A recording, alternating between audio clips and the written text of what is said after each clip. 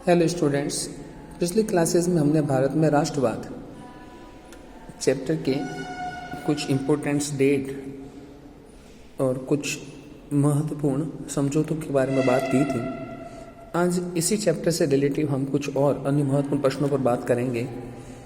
अब कई बार बोर्ड में से क्वेश्चन आ जाते हैं, पिकेटिंग का मतलब क्या है। पिकेटिंग विरोध अथवा प्रदर्शन का एक ऐसा स्वरूप जिसमें लोग किसी दुकान, कारखाने या दफ्तर के भीतर का रास्ता रोक लेते हैं। जैसे शराब की दुकानों का विरोध करना है, दुकानें बंद नहीं करवानी, उनके अंदर जिन लोगों को जाने के लिए जो रास्ते होंगे उन रास्तों को ही बंद कर दो।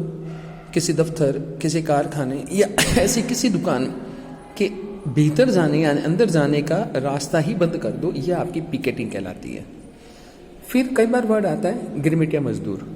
तो औपनिवेशिक शासन के दौरान, औपनिवेशिक शासन का मतलब भारत जब अंग्रेजों का गुलाम था के दौरान अधिक संख्या में लोगों को काम करने के लिए गयाना, फिजी, वेस्ट इंडीज आदि स्थानों पर ले जाया जाता था। बाद में इन्हें गिरमिटिया कहा जाने लगा।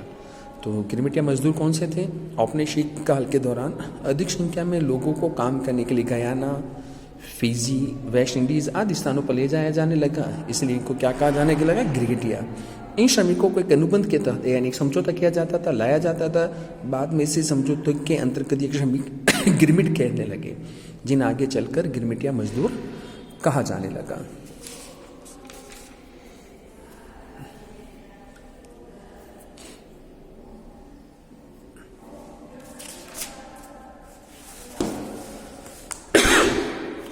तो इसी प्रकार के प्रश्नों में एक और महत्वपूर्ण प्रश्न है आपका पूना समझौता। सितंबर 1932 में गांधी जी और B.R. अम्बेडकर के मध्य एक समझौता हुआ, जिसके अंतर्गत दलित वर्गों को प्रांतीय और केंद्रीय विधायी परिषदों में सीटों में आरक्षण दिया जाने लगा। तो सबसे बड़ी चीज, पूना पैक्ट समझौता कब हुआ? सितंबर 1932 को। किन किन के मध्य हुआ? गांधी जी और डॉक्टर भीमराव अम्बेडकर के मध्य। तो ध्यान रखिएगा किन के मध्य हुआ, उनके नाम और कब हुआ वो वर्ष।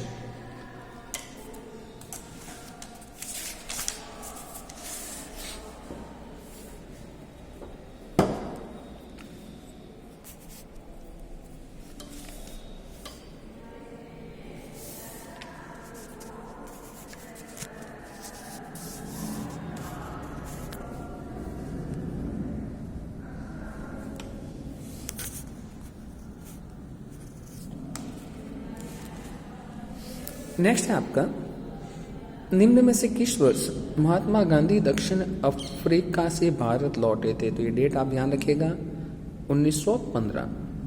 ठीक इसी प्रकार से सत्याग्रह निम्नलिखित में से क्या है? सत्याग्रह शुद्ध आत्मिक बल है। शुद्ध आत्मिक बल, क्योंकि सत्याग्रह का मतलब ये था सत्य के प्रति आग्रह, जहां पर आप किसी शारीरिक बल का काम न लेकर अपने आत्मिक बल के माध्यम से लोगों का विरोध करो। चोरी चोरा कांड किस वर्ष हुआ? वो था 1922।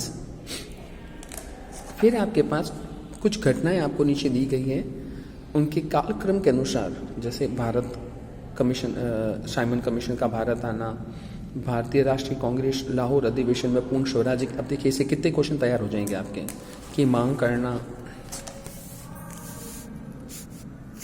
भारत अधिनियम 1919 और चंपारण सत्याग्रह।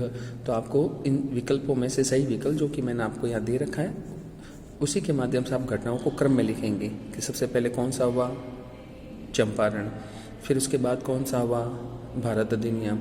फिर उसके बाद कौन सा हुआ? Simon commission. और सबसे लास्ट में आ जाएगा आपका भारतीय राष्ट्रीय कांग्रेस के लाहौर अधिवेशन में पूर्ण स्वराज्य की मांग का होना।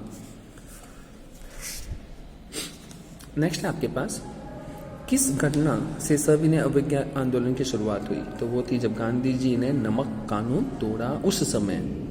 नेक्स्ट है आपके पास, पूना पैक्ट किन दो नेताओं के मध्य हुआ? तो पूना पैक्ट गांधी जी और डॉक्टर भीमराव अम्बेडकर। वो सितंबर की अभी आप लोगों ने डेट देखी थी, वही आपको यहाँ पर क्वेश्चन बनकर आया। निम्नलिखित में से किसने वंदे मातरम लिखा? ये भी आप कर चुके हैं, बंकिम चंद्र चट्टोपाध्याय ने।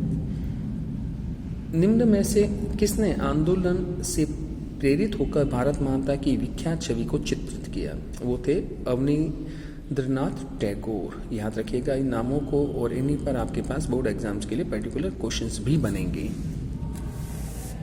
नेक्स्ट है, भारत आने के बाद गांधी जी ने कई स्थानों पर कौन सा आंदोलन चलाया? सत्याग्रह।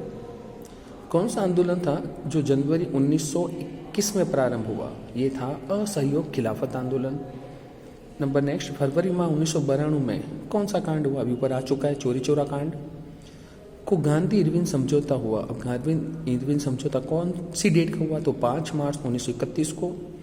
फिर है भारत माता की छवि को चित्रित किया, अभी ये ऊपर क्वेश्चन आ ही गया था, अवनींद्रनाथ टैगोर ने।